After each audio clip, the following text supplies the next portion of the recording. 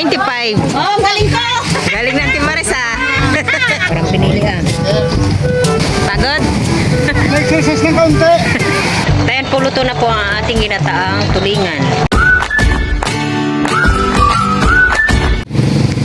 Ayan po, nandito na po kami sa tabing dagat. Ayan na po si Tito Ninyo.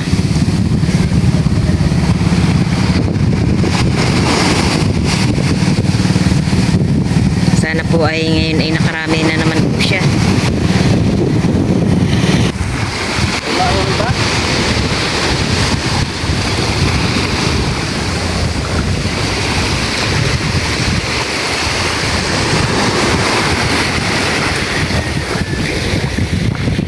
Wala na po masyadong tao dito sa tabing dagat at medyo tanghali na po sila dumating.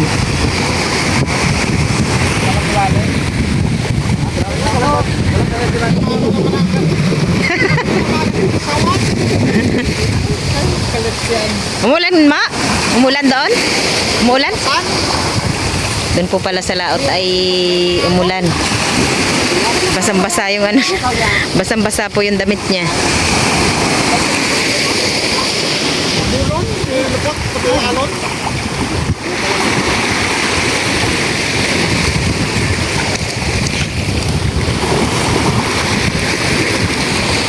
Ayan po, kompleto na po yung magbubuhat. Medyo naghintay po tayo ng kaunti.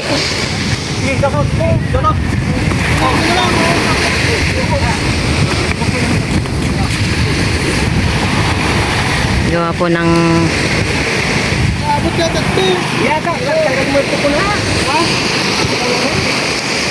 ba't nakatagilid?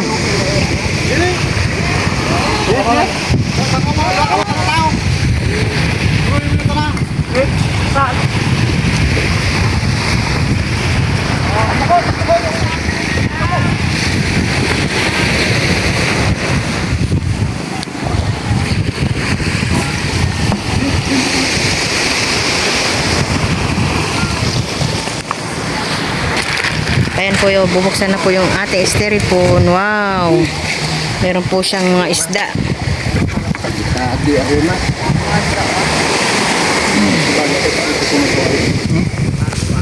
Cards.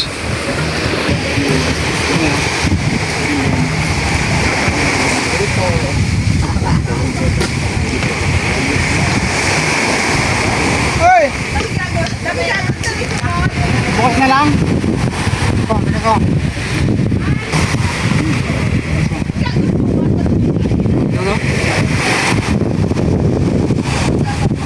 Hey.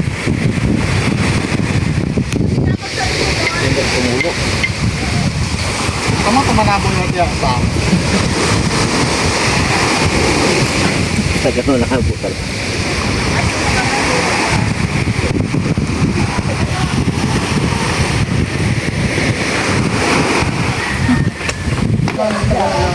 Ayan po yung huli po ni Tito Deo. Wow! Dami. ha? Bala ka pa, ano mga Toto! preso mo?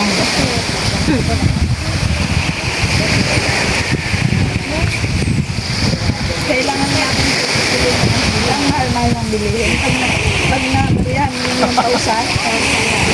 Para may isda kayo. Para may isda kayo. 20 lang.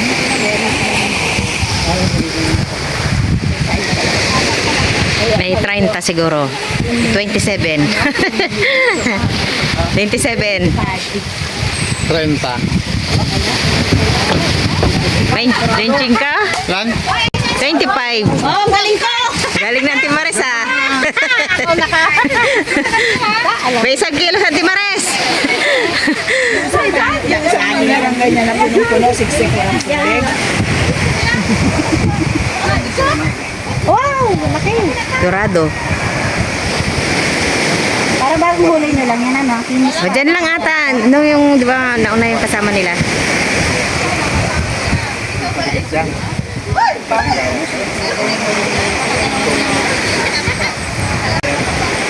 Uwak. Uwak. Teng!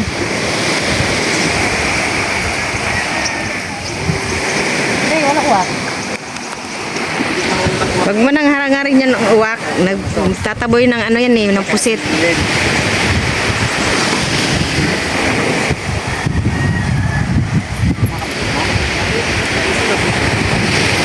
Alit lang, pang tanggalan lang dito para na.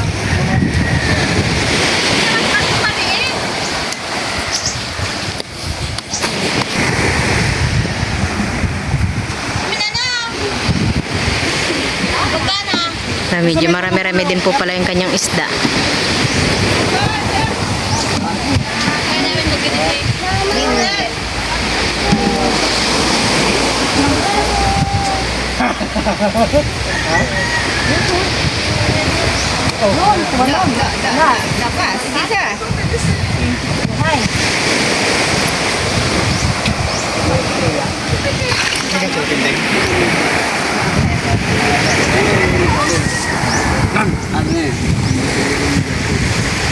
Sa ibang sumo. Kaya na, balik ko na kanil maluto na. Sinong bulitaw nila sa gana? Ginamitan na kami ng manual. Pangalan nito, Kulitap. Hindi natin manaplaw din. Ito, mawatin ko lang.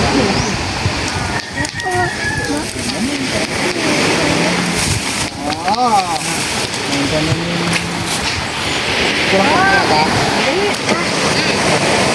Kumpil lang pala. Halos pare-pares ka muna.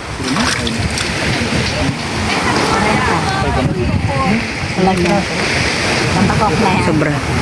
Sobra? Sobrang 40. Sobrang 30. Ito ang iwan. Iwan ka ah.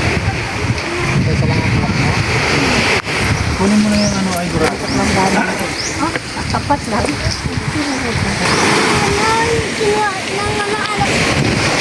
Yan naman po yung huli ni Tita Nino.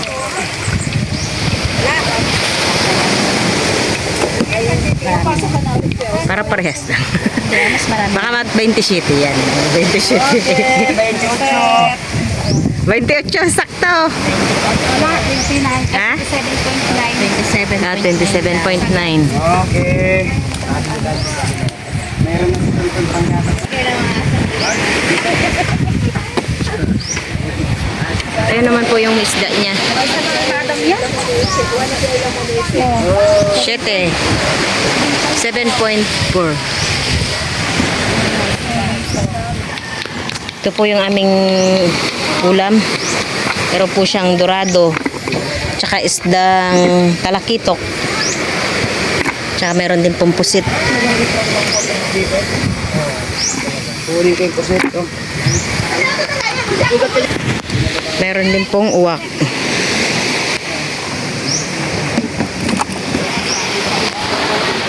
Ayan po kami ay pauwi na. Ilagay mo na dyan. Ayun, sa pala. Ito na, baka mabasa. Andiyan. Ayan po, may pagbibigyan po si Ken ng pusit. Kanyang lolo. Dinala niya po yung pusit doon.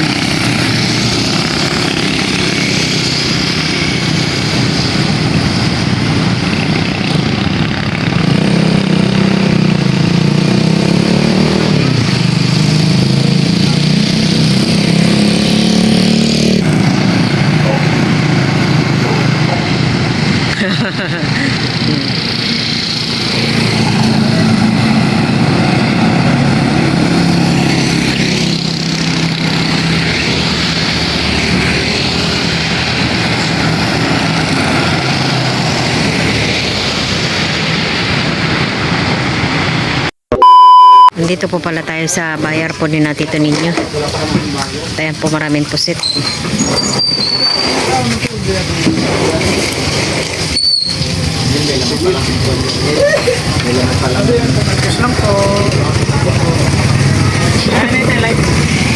Hindi. Sa YouTube lang. Pala yung nilalagay nila sa pusit bago nila i-deliver po sa Manila. Target mo lang kinakamit. Target namin lagi. Wala. Sana hindi kasi sinusundo. Sa ano, dyan sa ibang bansa siya. Pero meron daw siya ng bahay dito. Dito daw siya sa likod. Ano din yan?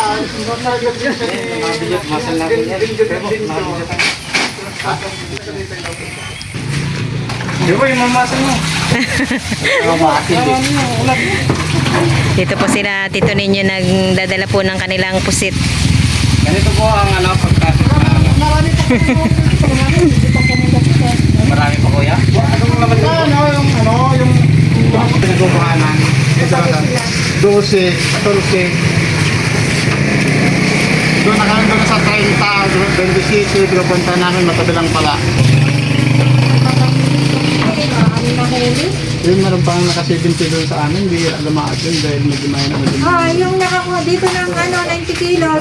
Dito lang pala sila sa kampong. Tabi lang yun. Doon lang daw. Nagkakawin lang dito sa tabi yun. Saka nag-iuwak. Oo. 90 kilos. Yung naka-70 sa amin, dito lang din sa tabi. Lisa nga pa.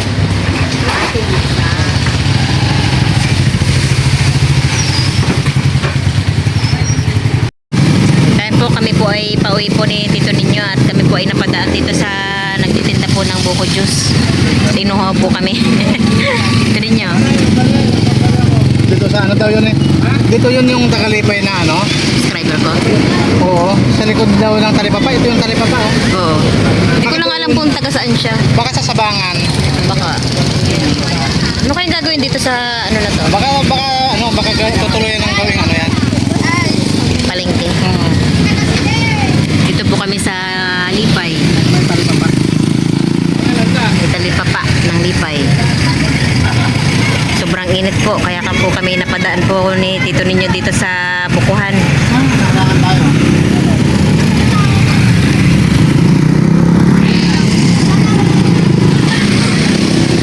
Masarap.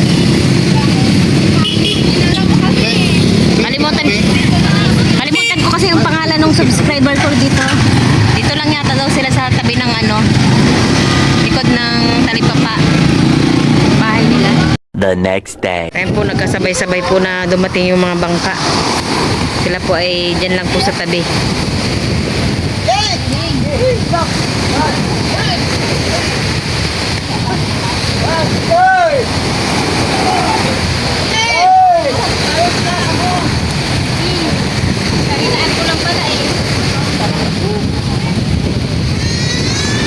Ayan po yung huli po ni Kuya Jose. Lagyan mo doon.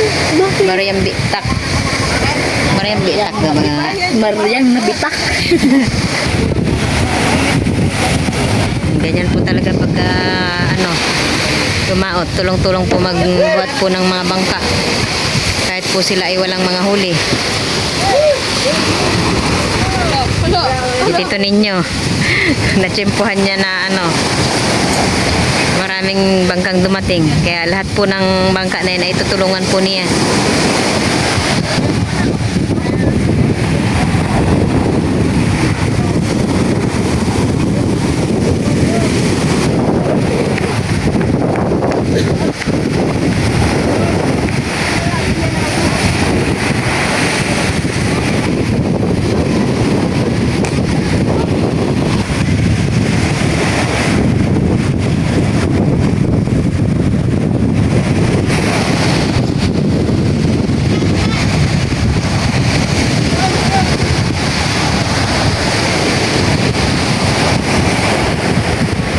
Iniingal si Tito Ninyo.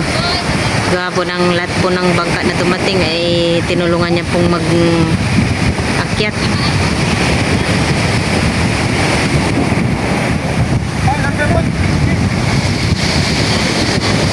Pagod? Nag-exercise ng kaunti. Takot ng kaunti. Kaya nandyan na din po si Manong Intoy. Siya po ay nangurikan.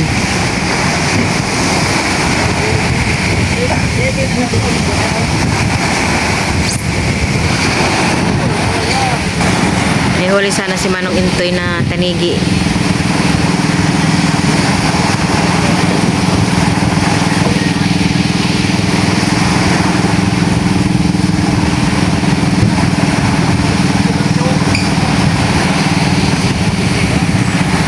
Ana din po si Manong Intoy. Tingnan natin kung siya ay may nahuling tanigi.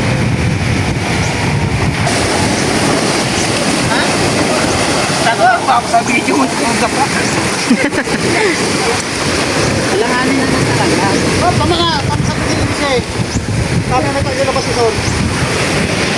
Tingnan natin kung mayroon. Hindi ko mo. No kayo makatao ito, Sam. Wala. Yung pag-isip-isip ko. Alanganin lalagay ko yan. Lakot mo ko? Ako lakasuro. Minit na kasi 20 lawa. Ngayon po yung huli ni Manong, ilang piraso.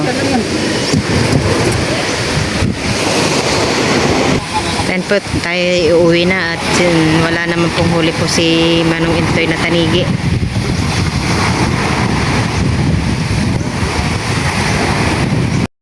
Yan po yung huli po ni Uncle Paos. Oh, magandang isda.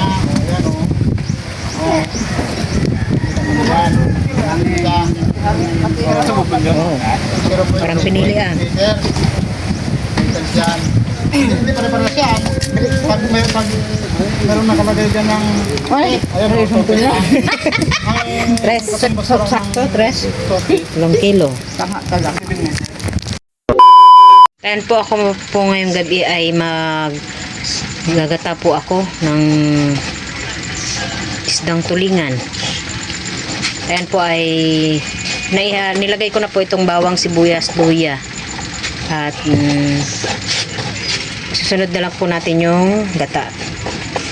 Meron kami ditong ihalong pichay. Pumunta ay kesa naman aral ha. Ayan po, kulong-kulo na po itong ating gata. At ito pong sili, tsaka po itong pechay, ilalagay ko na po. Ito po, inilagyan ko na rin po ng suka. Yan po yung pinang-asim ko. Ayan, ko na din itong sili. Bango na po.